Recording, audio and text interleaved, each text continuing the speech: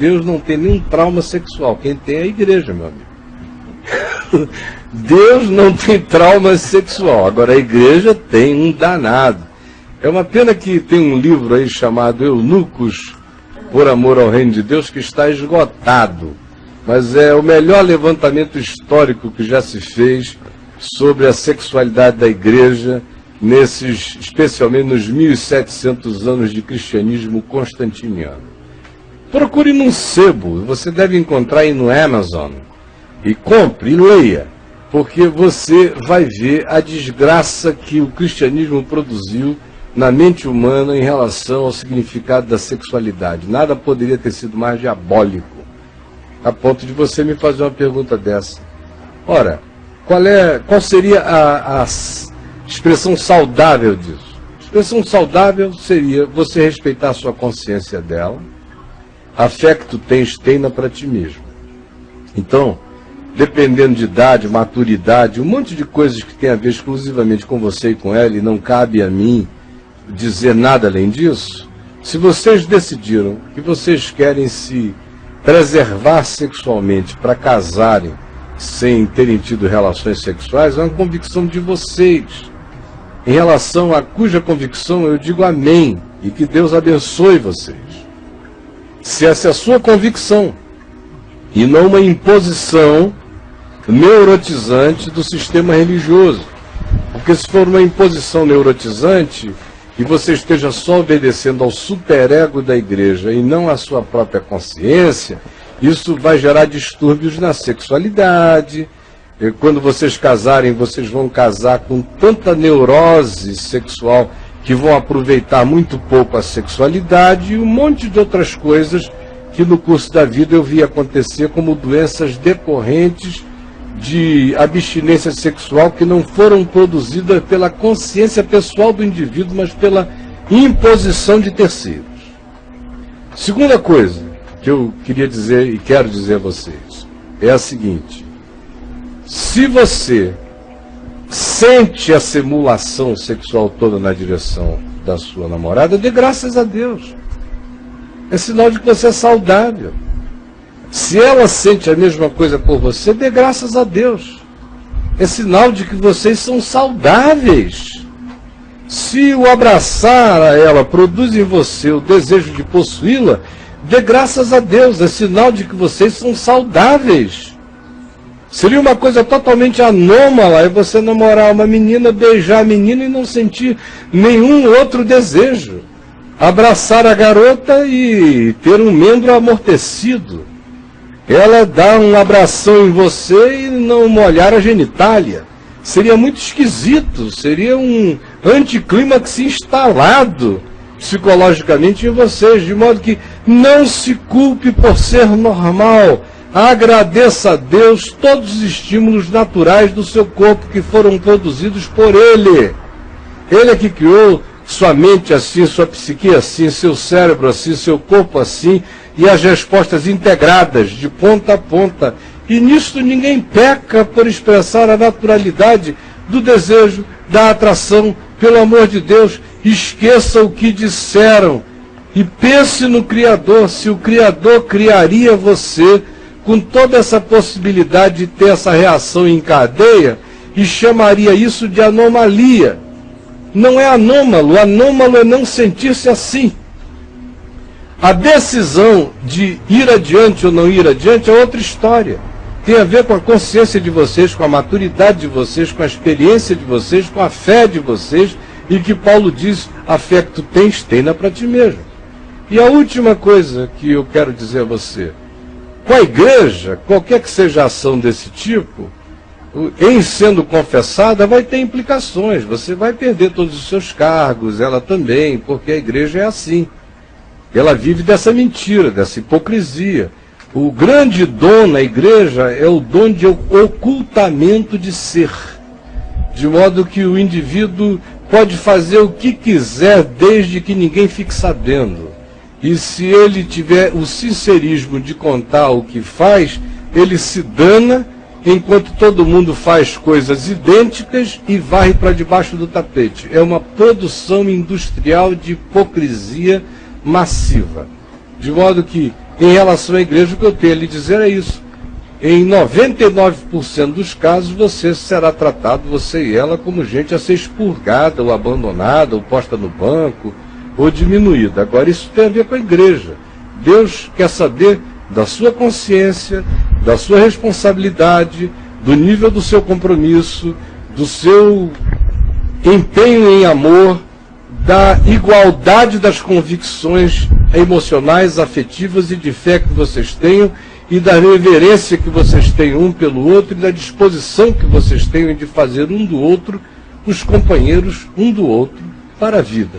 É só isso que interessa a Deus, segundo a Escritura. No mais, meu amigo, é construção católica prevalente no protestantismo e na igreja evangélica até o dia de hoje. Com isto, Caio, você está afirmando que o cristão pode ter relação sexual antes do casamento? Eu não estou afirmando nada. Gostaria de uma resposta objetiva. Não darei! Olha o cara falando. Pelo amor de Deus, não venha ser o inquisitor. Aí outra que ele fala. Estou dizendo que tudo depende de cada um e que casamento, para mim, é aquilo que só acontece no coração de dois seres humanos. Casamento, para ele, é uma cerimônia principesca, medieval, católica, que não existiu a vida inteira e que foi instituída pelo catolicismo e adotada pelo protestantismo, quando toda camponesa tem direito a uma noite de princesa, com documento cartorializado e com um oficiante pagamente profissional realizando o ato. Isso é casamento para ele, é o paganismo. Por esse critério, Abraão era um impuro.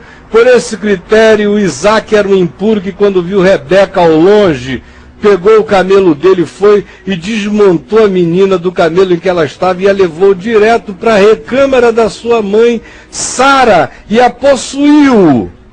Por esse critério, o Velho Testamento é todo impuro. Por esse critério, nos dias de Jesus, todo mundo foi impuro. Você pensa que Pedro teve um dia de casamento evangélico? Que Pedro teve um dia de casamento evangélico? Isso não existia, as pessoas não conhecem nem a história.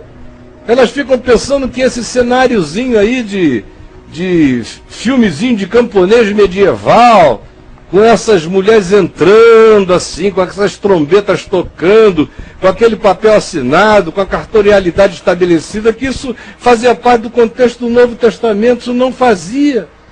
Ele pensa o quê? Que naquele casamento, naquelas bodas em Caná da Galileia, onde Jesus transformou água em vinho, tinha um rabino oficiando? Quem oficiou aquilo ali foram os pais. Chamaram todos os amigos dizendo: olha, os nossos filhos se amam. E pelo Deus de Israel nós os abençoamos. E eles comeram, beberam e foram para as suas recâmaras nupciais. E não se diz se tinham ido já antes da festa. Esse é um assunto sobre o qual não existe discussão no Novo Testamento. No Novo Testamento a questão tem a ver com traição. Não tem a ver com a união de pessoas que se amam. Não estabelece uma referência de evento para caracterizar o casamento. O que estabelece é que aqueles a quem Deus uniu, e Deus só uniu aqueles que se amam, ninguém tente separar o amor humano que tem acontecido. Assim como ninguém tente casar quem não está casado, quem nunca se amou. Assim como também aqueles que tomaram o compromisso de serem um do outro, não traiam. É acerca disso que o Novo Testamento trata. Agora, a pergunta dele tem a ver com uma cartorialidade. Deus não é dono de cartório. A pergunta dele tem a ver com uma firma de realização de eventos. E Deus não é gerente de festa de casamento. Festa de casamento não é algo acerca do que o Novo Testamento faça previsões. Houve pessoas que casaram em grutas, em cavernas, na solidão de lares, com presença de pai e de mãe, e houve uns que casaram sozinhos, que diante de Deus disseram: nós nos amamos e não tem ninguém a mais para celebrar conosco, mas nós celebramos diante de Deus a seriedade, a sinceridade deste vínculo e deste amor. O que passar disso é mentira da religião, que não subsiste a um exame histórico. Não subsiste. Não há ninguém que, conhecendo a história da Bíblia, do Velho e do Novo Testamento, a história do judaísmo e a história do cristianismo, possa dizer que eu estou falando uma inverdade. A igreja evangélica é católica. A semelhança da igreja católica, ela quer ser a detentora do rito conjugal, para poder fazer todo mundo pedir a bênção dela para ser casado. E sem a bênção dela, todo ser humano que se ama seja apenas um pagão amigado. Esse é o fato e esta é a verdade. Eu vou para diante de Deus, dos anjos, do juízo, na presença de quem quer que pense o contrário, e eu quero ver quem é que será justificado diante de Deus naquele dia, naquela hora, quem é que está falando a verdade segundo a realidade da vida, da história e da palavra. Então a dureza aqui é você ter que lidar com a tacanhice. Isso aqui é terrível. É você ter que lidar com essa coisa obtusa o tempo todo e todo dia. E o cara ainda tem a coragem de te chamar de herege, simplesmente porque você sabe o que ele se nega a saber.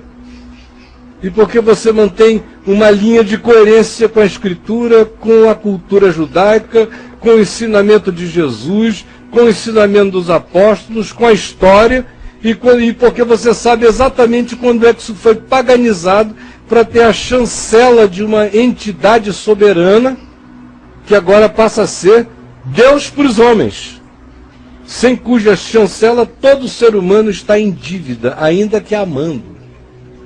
Porque o amor não aproveita sozinho para essa entidade. O amor só pode ser validado como amor se essa entidade disser: nós validamos o amor. É o contrário, é uma inversão perversa do sentido da Escritura, da palavra, da revelação. Quando na palavra é o amor que valida todas as coisas. E não existe nenhuma coisa validando o amor. O amor valida a fé, o amor valida as boas obras, o amor valida o sacrifício, o amor valida a doação, o amor valida tudo, e sem amor nada aproveitará. Agora, a perversão é tão grande que, para que o amor seja válido, tem que ter alguém absolutamente profissionalizado para dizer: de hoje em diante vocês estão autorizados. E não sabem essas pessoas que continuam a ser católicas romanas até o talo. Vocês tinham que fazer sinal da cruz, onde quer que fosse. Tinham que andar com água benta. Vocês são católicos e não sabem, católicos medievais. E mais, se lessem Lutero, Lutero hoje, vivo aqui fazendo papo de graça, ia ser chamado de herege. Porque as coisas que Lutero pensava sobre o significado do casamento eram absolutamente iguais a essas que eu estou dizendo aqui agora. O protestantismo começou muito mais liberto. Foi cerca de 30, 40, 50 anos depois que ele foi se catolificando devagar, se formalizando, se institucionalizando. Mas o pobre do Melanchthon, amigo do Lutero, dizia para ele: tenta arranjar um termo de conciliação. E ele disse não. Ele, quando casou, não pediu autorização de ninguém. Ele se apaixonou por uma outra religiosa católica, eles dois romperam com tudo, e ele se casou com ela sem a chancela humana de ninguém. Perguntaram: mas quem fez? Ele disse: ninguém. Eu, ela e Deus nos casamos, porque queríamos, nos amávamos, e porque temos consciência no Evangelho para tal. Até Lutero seria insuportável para essas cabecinhas católicas que estão à nossa volta. Caio, me ajuda. Eu vou para o inferno por fazer sexo com a minha namorada? Eu vou para o inferno porque minha namorada não é evangélica? Sexo antes do casamento é pecado, Caio? Me responda. Eu preciso demais da tua ajuda. Estou deprimido. Sexo antes do casamento pode ser pecado, durante o casamento pode ser pecado, depois do casamento pode ser pecado. Pecado não é o sexo, é quem faz, por que faz e com que motivações, com que interesse. Nesse sentido, um garoto de 25 anos pode estar tendo relações sexuais com a sua namorada, com quem ele não casou ainda, e não está pecando. Esse tipo de pecado que se caracteriza como um delito, como se fosse um adultério, como se fosse uma coisa deletéria, pode estar sem estar pecando.